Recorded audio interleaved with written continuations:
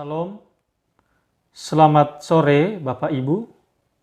Kita bersyukur pada kesempatan ini kita melanjutkan lagi pelajaran kita mengenai Roh Kudus. Ya, beberapa bulan yang lalu kita sudah membahas kepribadian Roh Kudus. Karena itu juga yang kita bahas di dalam Kisah Para Rasul.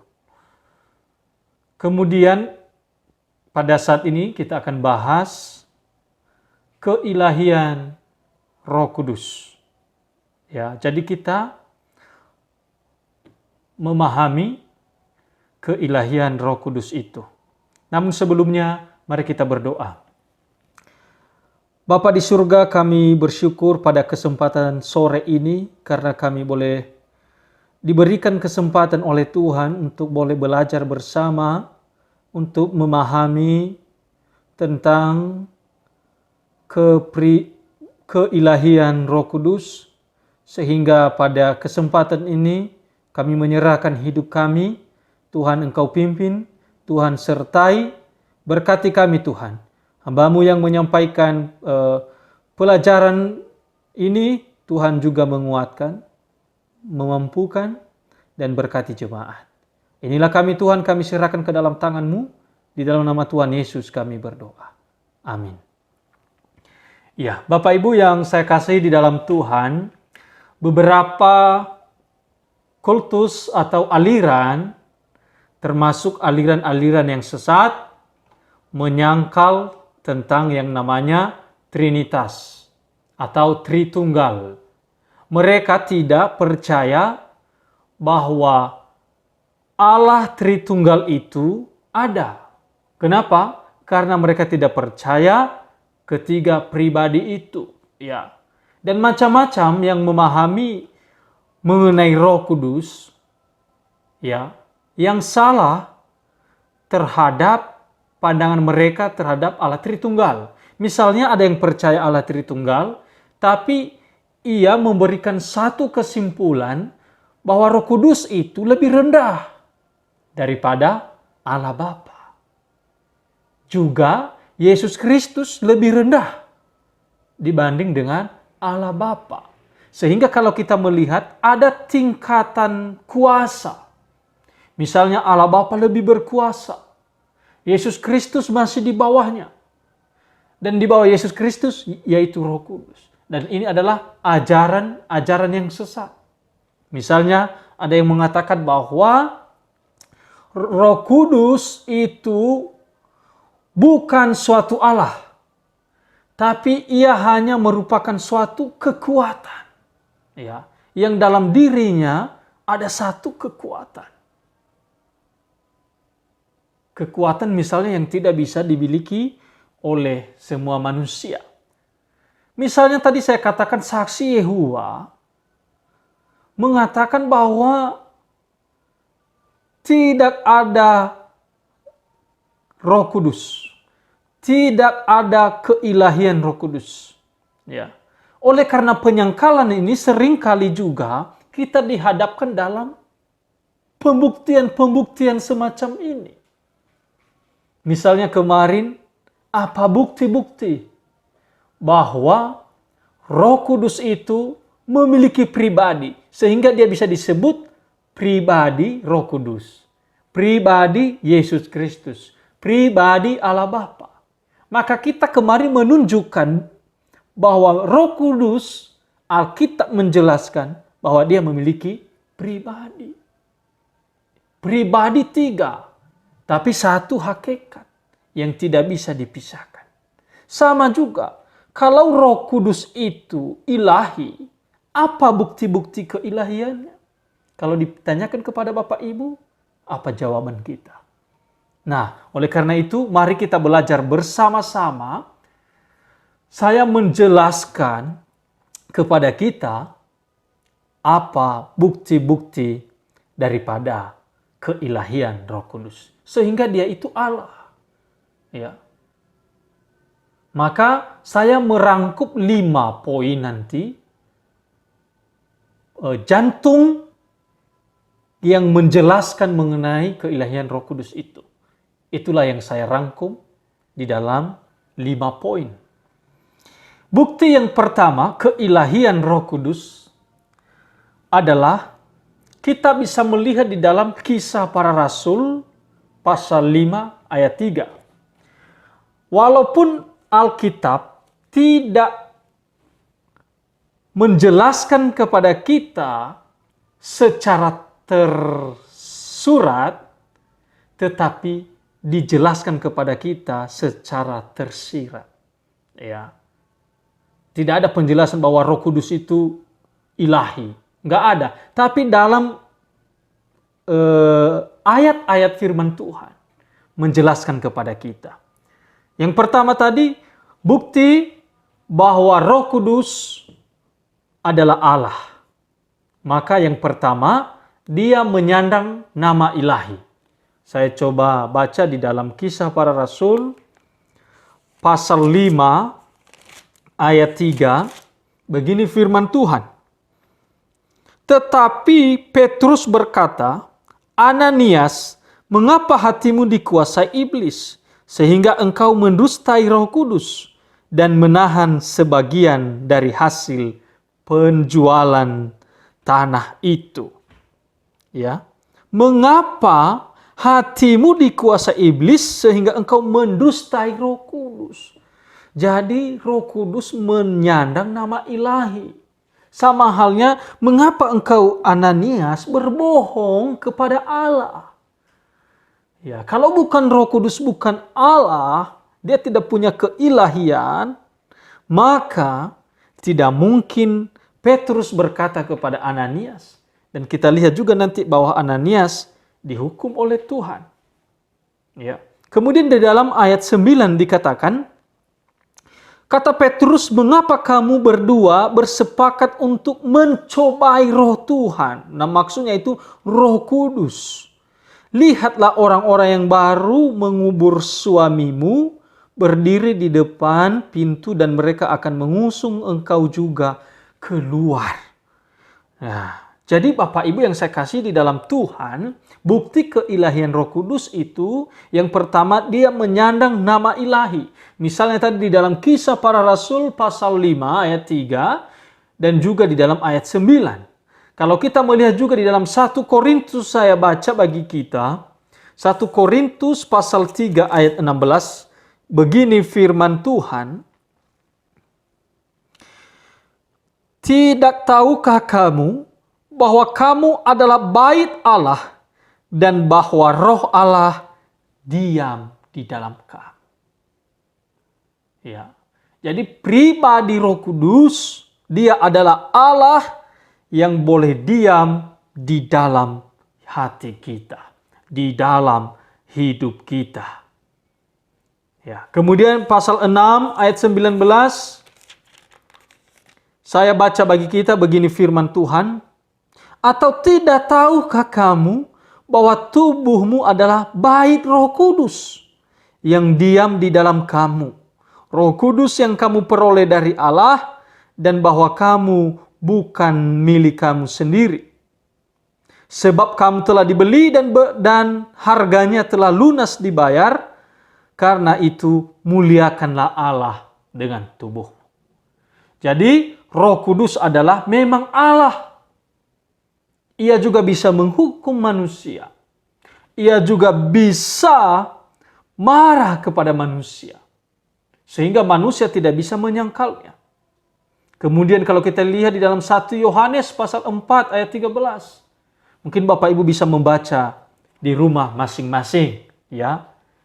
Jadi Bapak Ibu yang saya kasih di dalam Tuhan, poin pertama ini dia menyandang nama ilahi. Maka aplikasi juga dalam hidup kita, kita tidak boleh meremehkan Roh Kudus. Kita tidak boleh menganggap Roh Kudus adalah suatu kekuatan saja. Ya. Sesuatu yang bisa mengeluarkan kekuatan. Tidak. Dia sama seperti Allah. Bahkan dikatakan kita tidak bisa berbohong. Kalau kita berbohong, maka kita pun akan mendapatkan akibatnya seperti Ananias ini. Itu menjelaskan kepada kita bahwa Roh Kudus menyandang nama ilahi. Dia itu adalah Allah sendiri. Itu yang pertama. Yang kedua, Bapak Ibu, bukti keilahian Roh Kudus, kita bisa melihat sifat-sifat ilahi yang diberikan kepadanya. Ya. Poin kedua, sifat-sifat ilahi diberikan kepadanya. Misalnya, keabadian. Jadi Roh Kudus ini abadi. Dari awal, sejak kekekalan, sampai pada kekekalan. Saya akan baca kepada kita di dalam Kejadian pasal 1. Kejadian pasal 1 ayat 2. Begini firman Tuhan, bumi belum berbentuk dan kosong. Gelap gulita menutupi samudra raya, dan Roh Allah melayang-layang di atas permukaan air. Jadi sudah ada Roh Allah itu. Allah menciptakan melalui firman-Nya. Firman-Nya itu adalah Kristus yang nanti menjadi daging. Kalau kita lihat dalam Yohanes, pada mulanya adalah firman. Itu pribadi yang kedua. Dan pribadi yang ketiga dikatakan melayang-layang. Ya, yaitu Roh Allah atau Roh Kudus. Jadi dia punya sifat-sifat ilahi, yaitu keabadian. Dia abadi, Bapak Ibu. Ya, bukan karena Yesus sudah naik, Roh Kudus baru lahir di situ, tidak. Roh Kudus sudah ada sejak perjanjian lama, sejak kekekalan, tetapi tugasnya ketika Yesus naik, maka Roh Kudus menetap dalam kehidupan orang percaya. Kalau kita melihat dalam perjanjian lama, Roh Kudus boleh ada, hinggap di dalam hidup Saul, tetapi ketika Saul berbuat dosa, maka Roh Kudus meninggalkannya. Ya. Di dalam perjanjian lama Roh Kudus sudah ada, sudah. Tapi Roh Kudus tidak permanen ada dalam hidup saya dan hidup saudara. Di dalam perjanjian lama sewaktu-waktu Roh Kudus bisa meninggalkan mereka. Tetapi dalam perjanjian baru Roh Kudus permanen ada dalam hidup saya dan saudara. Ya. Makanya ketika Roh Kudus itu ada melahirbarukan kita, maka kita baru terbuka mata kita, baru beriman kepada Tuhan. Dan ketika dia tinggal dalam hidup orang percaya, itu tidak akan keluar lagi. Dia sudah permanen dalam hidup saya dan saudara. Makanya yang dikatakan tadi yang pertama itu, bahwa tubuh kita bait Allah, maka Roh Kudus tinggal di situ. Dan dia tidak akan pergi masuk lagi. Pergi, masuk, pergi, masuk. Jadi kita tidak seperti orang-orang yang punya pemahaman, kalau memperingati hari turunnya Roh Kudus, maka mereka berpuasa. Supaya apa? Supaya Roh Kudus bisa masuk dalam hati mereka. Nah itu salah. Tetapi ketika kita percaya kepada Yesus pun, Roh Kudus sudah ada. Jadi dikatakan apa? Roh Kudus itu abadi, keabadian. Tidak pernah pudar. Sudah ada sejak kekekalan. Apalagi sifat-sifatnya yang sama dengan sifat-sifat Allah Bapa. Sifat-sifat ilahi, yaitu kemahadiran. Sekali lagi, kemahadiran. Jadi dia maha hadir dia juga. Ya. Sama juga seperti pribadi Allah Bapa, pribadi Allah Anak, pribadi Allah Roh Kudus. Dia juga punya sifat kemahadiran. Maha hadir.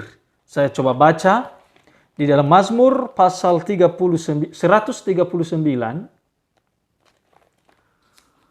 Mazmur 139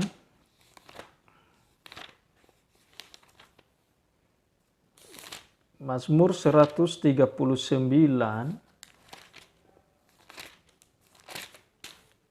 Saya baca untuk kita, Bapak Ibu. Mazmur 139 ayat 7 sampai 8 begini firman Tuhan. Kemana aku pergi menjauhi roh-Mu? Kemana aku dapat lari dari hadapan-Mu? Jika aku mendaki ke langit, Engkau di sana. Jika aku menaruh tempat tidurku di dunia orang mati, di situ pun Engkau. Ya. Artinya apa? Kemana aku dapat pergi menjauhi roh-Mu? Kemana aku dapat lari dari hadapan-Mu? Jika aku mendaki ke langit, Engkau di sana. Jika aku menaruh tempat tidurku di dunia orang mati, di situ pun Engkau. Nah, artinya apa? Pemazmur ini mengatakan, Mazmur Daud, kepada Tuhan, dimanapun aku pergi, kemana aku dapat pergi menjauhi roh-Mu? Ini semacam pertanyaan. Kemana aku dapat lari dari hadapan-Mu? Artinya apa? Bahwa kita tidak bisa lari di hadapan Roh Kudus. Sama ketika kita tidak bisa lari di hadapan Allah Bapa. Jadi Roh Kudus ini Maha hadir. Kita tidak bisa sembunyi di hadapannya juga. Dan kita juga tidak bisa menjauh daripadanya. Ia adalah Maha hadir. Misalnya kalau Bapak Ibu baca nanti di dalam 1 Korintus pasal 3 ayat 16, di sana juga menjelaskan kepada kita. Kemudian sifat-sifat ilahinya itu adalah adanya kemahatauan. Ya, selain dia hadir dimanapun, juga dia maha tahu. Ya. Maha hadir itu tidak bisa dibatasi oleh ruang dan waktu.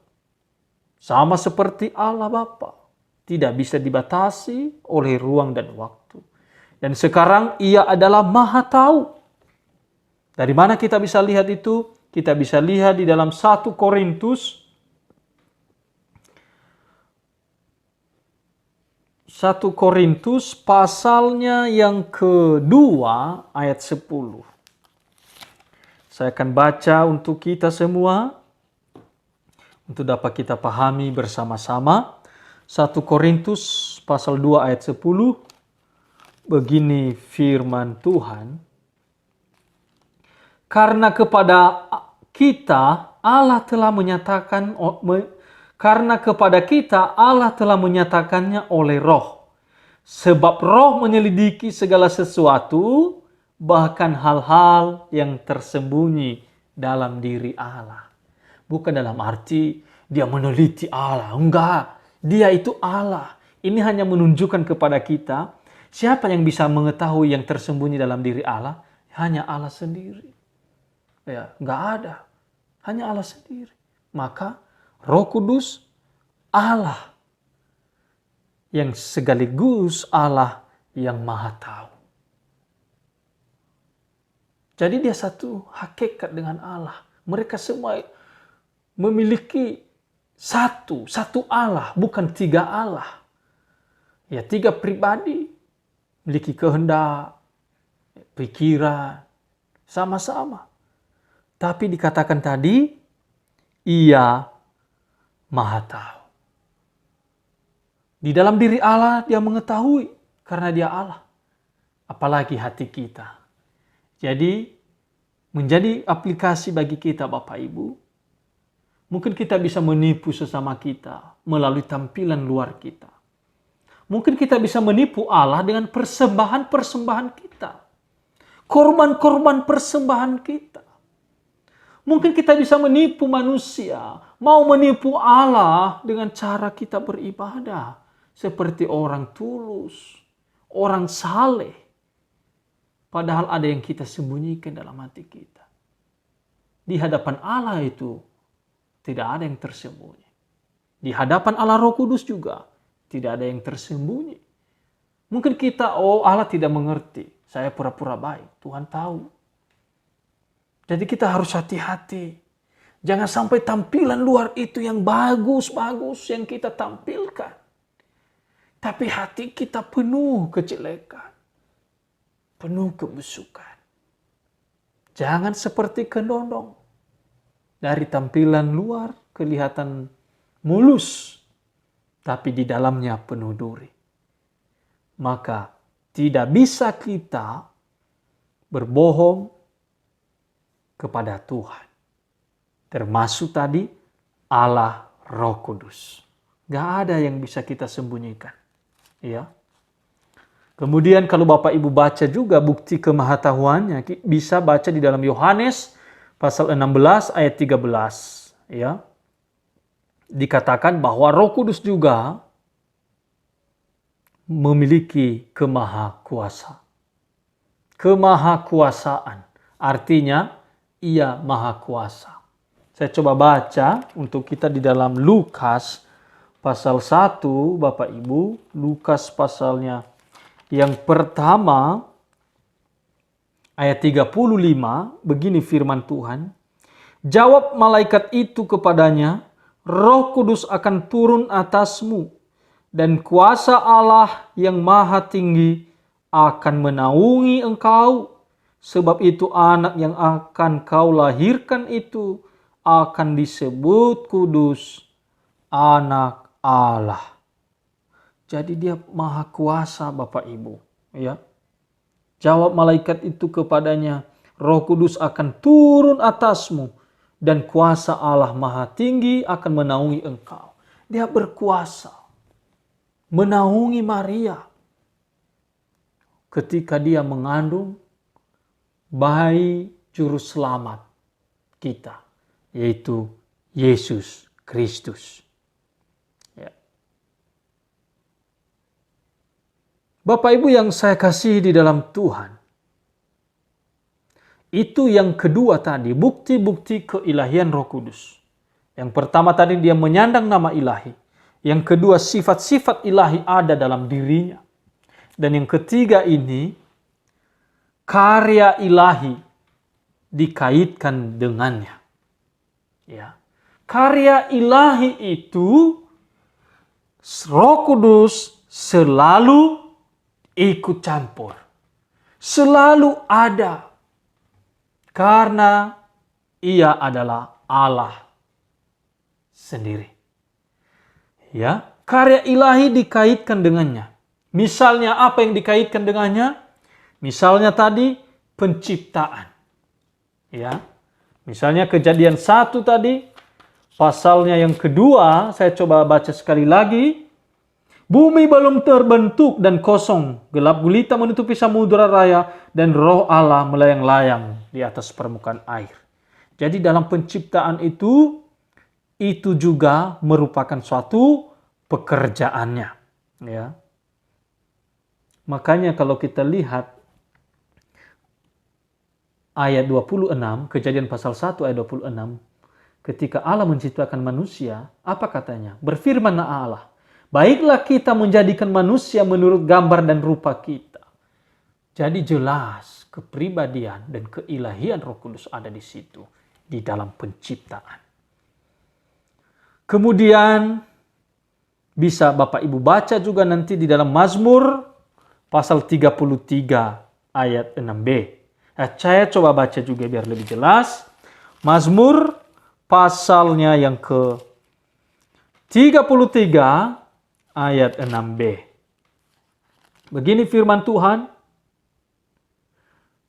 Mulai dari ayat 6 saja. Oleh firman Tuhan langit telah dijadikan. Oleh nafas dari mulutnya segala tentaranya. Oleh firman Tuhan langit telah dijadikan, dan oleh nafasnya, oleh Roh Kudus, dari mulutnya segala tentaranya. Jadi itu Allah Roh Kudus dikaitkan dengan penciptaan. Karya ilahi dikaitkan dengan penciptaan. Jadi Bapak Ibu, jangan memandang bahwa hanya Allah Bapa saja yang menciptakan kita. Tidak. Roh Kudus juga. Ya, sama-sama juga menciptakan. Kemudian kita bisa melihat bahwa Roh Kudus juga melestarikan dan mengatur.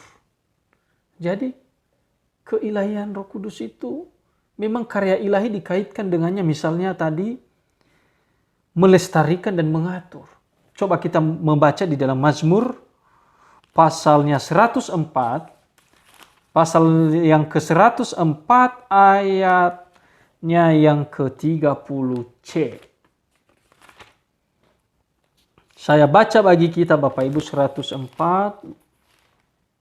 Mazmur 104 ayatnya yang ke-30C.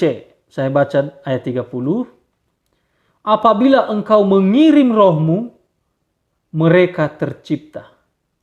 Dan engkau membaharui muka bumi. Ya. Ayat 30 ya. Apabila engkau mengirim rohmu, mereka tercipta. Nah itu kan penciptaan. Kemudian, dan engkau membaharui muka bumi. Sebetulnya ini bicara tentang bahwa Roh Kudus itu melestarikan dan mengatur semua apa yang sudah diciptakan di bumi ini. Bahkan di bumi dan langit dan segala isinya, Roh Kudus juga melestarikan, ikut melestarikan dan mengatur. Ya. Kemudian mukjizat. Ya, Roh Kudus bisa melakukan mukjizat. Ya. Misalnya, saya baca di dalam Matius pasal 12 ayat 28. Matius 12 ayat 28.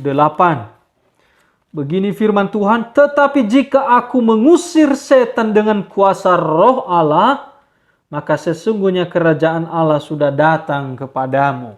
Roh Allah yang dimaksud di dalam bahasa Yunani adalah Roh Kudus. Ya. Roh Kudus. Pneumatologi. Itu yang dimaksud di sini, kuasa Roh Allah. Jadi dia bisa mengusir setan, Bapak Ibu. Ya. Kemudian kita bisa baca di dalam 1 Korintus pasal 12 ayat 4. Bapak Ibu bisa baca di rumah.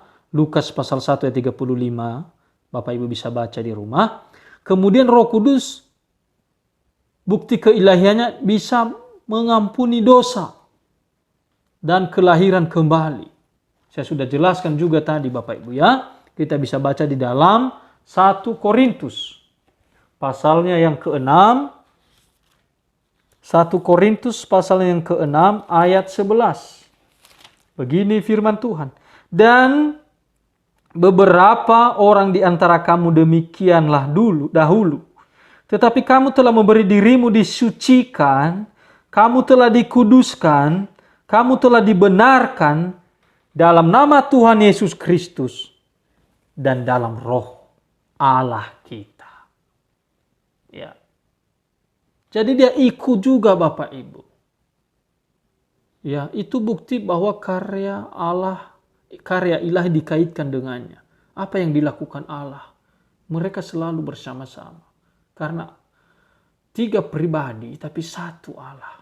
Satu hakikat. Jadi kita dikuduskan melalui Yesus Kristus. Dan disambung lagi, dan dalam Roh Allah kita. Jadi kita disucikan. Kita dibenarkan. Bahkan kita dimateraikan oleh Roh Kudus. Sudah dimateraikan. Itu sah. Legal. Bukan ilegal. Tapi legal. Sah. Resmi. Tidak bisa diganggu-gugat lagi. Istilahnya. Penjelasannya. Kemudian dikatakan lagi, bisa baca nanti Bapak Ibu bukti bahwa keilahian Roh Kudus itu, bahwa dia Allah, yaitu bisa mengampuni dosa, melahirkan kembali. Bisa baca dalam 1 Korintus tadi pasal 6 ayat 11 dan juga Yohanes pasal 3 ayat 5. Dan juga kita bisa melihat bahwa Roh Kudus itu mengatur gereja. Mengatur gereja, Ya, coba kita baca dalam Kisah Para Rasul pasal yang ke-13. Kisah Rasul pasal yang ke-13.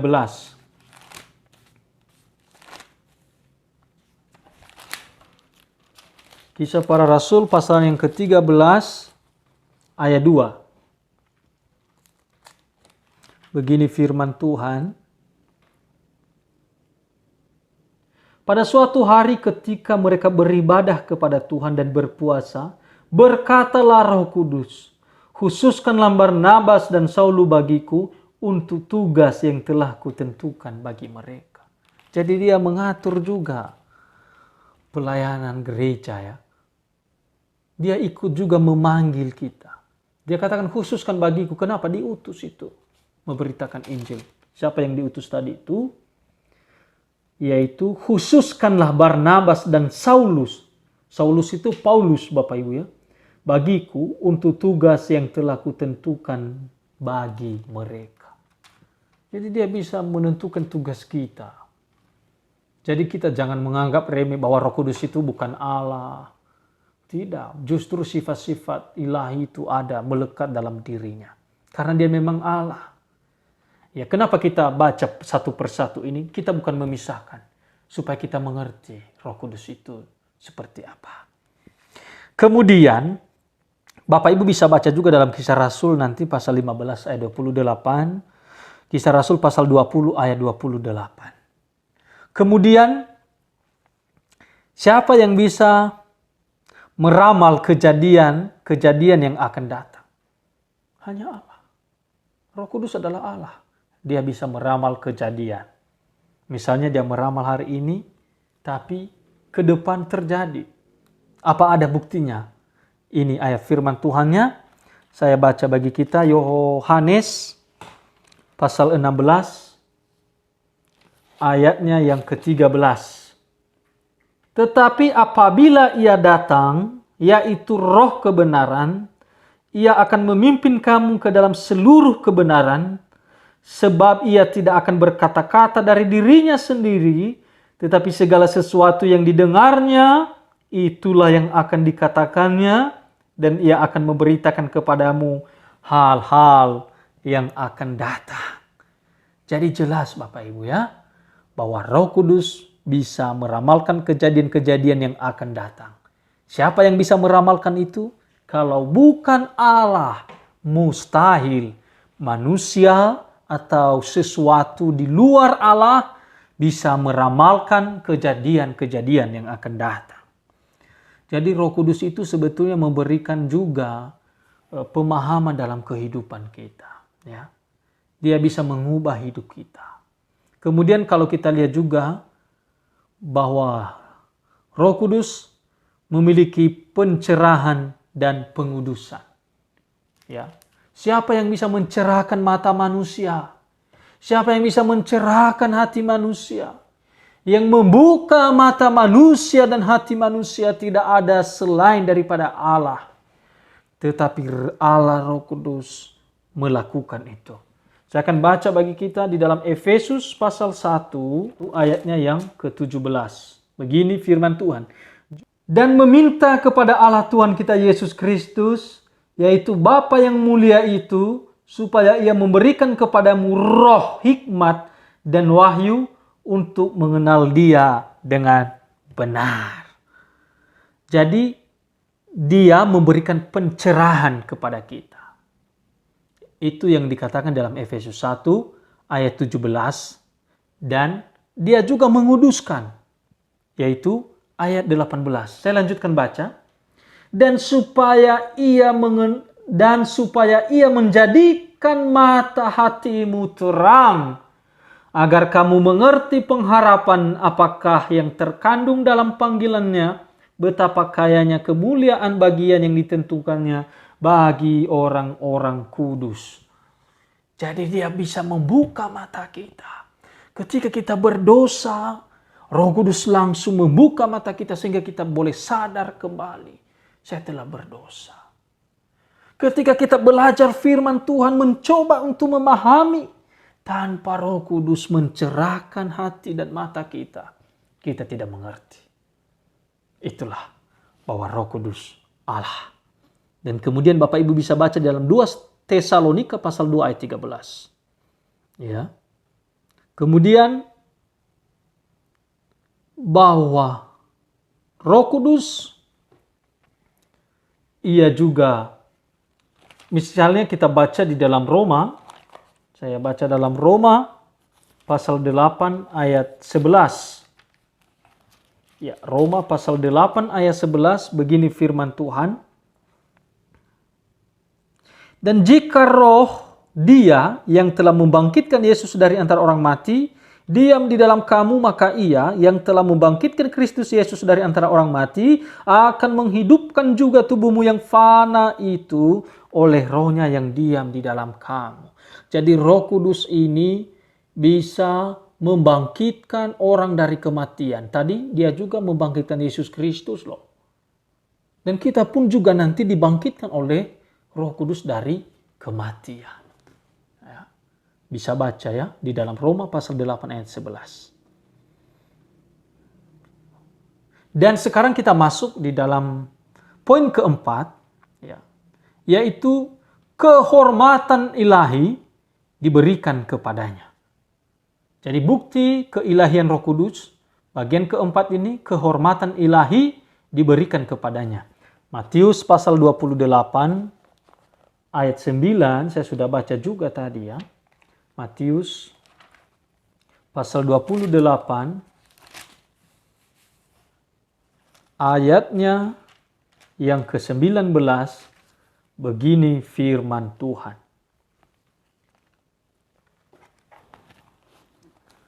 Matius 28 ayat 19, begini firman Tuhan. Karena itu pergilah, jadikanlah semua bangsa muridku dan baptislah mereka dalam nama Bapa dan Anak dan Roh Kudus. Jadi itu suatu kehormatan juga yang dimiliki oleh pribadi Allah Roh Kudus. Ya. Bapak Ibu juga bisa baca dalam 2 Korintus pasal 13 ayat 15 dan Wahyu pasal 1 ayat 6 dan 1 Korintus pasal 6 ayat 19 sampai 20. Jadi Bapak Ibu yang saya kasih dalam Tuhan, kehormatan ilahi itu diberikan kepadanya. Kalau misalnya Bapak Ibu dibaptis dalam nama Bapa, dalam nama Anak, tidak ada nama Roh Kudus, maka baptisan itu menjadi tidak sah, tidak lengkap. Ya. Tetapi bagaimana? Harus di dalam Allah Bapa, Allah Anak, dan Allah Roh Kudus. Tidak boleh salah satu tidak ada pribadi itu. Walaupun Allah kita satu. Tapi pribadi hadir di sana. Jadi dia memiliki kehormatan ilahi yang ada dalam dirinya. Melekat pada dirinya. Kemudian Bapak Ibu, poin yang kelima, bukti keilahian Roh Kudus, yaitu seseorang dapat berdosa melawan Roh Kudus. Dan kemudian tidak bisa diampuni. Kita bisa berdosa melawan Roh Kudus. Tapi ingat, kemudian dosa yang paling besar yang tidak terampuni itu menghujat Roh Kudus. Itu bukti-bukti bahwa ia adalah Allah. Saya baca di dalam Markus pasalnya yang ketiga ayat 29, begini firman Tuhan. Tetapi apabila seorang menghujat Roh Kudus, ia tidak mendapat ampun selama-lamanya, melainkan bersalah karena berbuat dosa kekal. Jadi dia itu adalah Allah. Ketika kita menghujat Roh Kudus, maka tidak ada ampunan bagi kita. Ya. Ada itu loh orang Kristen, dia sudah Kristen. Roh Kudus sudah memberikan pemahaman dalam hidupnya misalnya. Udah kekristenan. Tiba-tiba mau kembali lagi ke Kristen. Itu sudah tidak terampuni itu.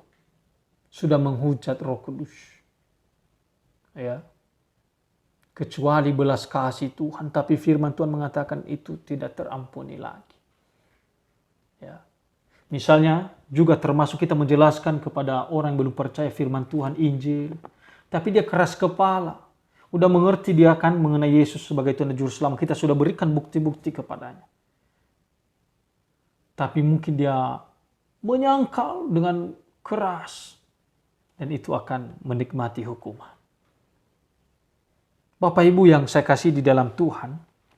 Di dalam pembelajaran kita pada sore hari ini.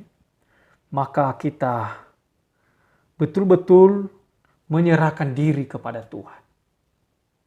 Ya, menyerahkan diri kepada Allah Bapa, Allah Anak dan Allah Roh Kudus.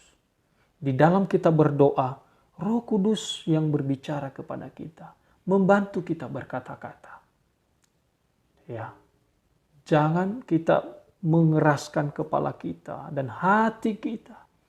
Ketika Roh Kudus berbicara kepada kita. Kapan Roh Kudus berbicara? Ketika Roh Kudus mengingatkan kita kebenaran. Lalu kita keras hati kita. Kita tidak melakukan itu.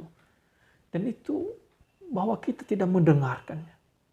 Dan yang kemudian adalah bahwa ketika orang bertanya kepada kita. Yang mau meragukan iman kita. Maka kita bisa memberikan bukti-bukti bahwa Roh Kudus itu memiliki pribadi. Memiliki keilahian. Kita bisa jelaskan. Sehingga Allah itu, Allah Roh Kudus itu bukan Allah yang minor. Bukan Allah yang rendah. Tidak, sama satu hakikat dengan Allah. Demikian pembelajaran kita pada sore hari ini. Jika ada pertanyaan bisa menanyakan kepada saya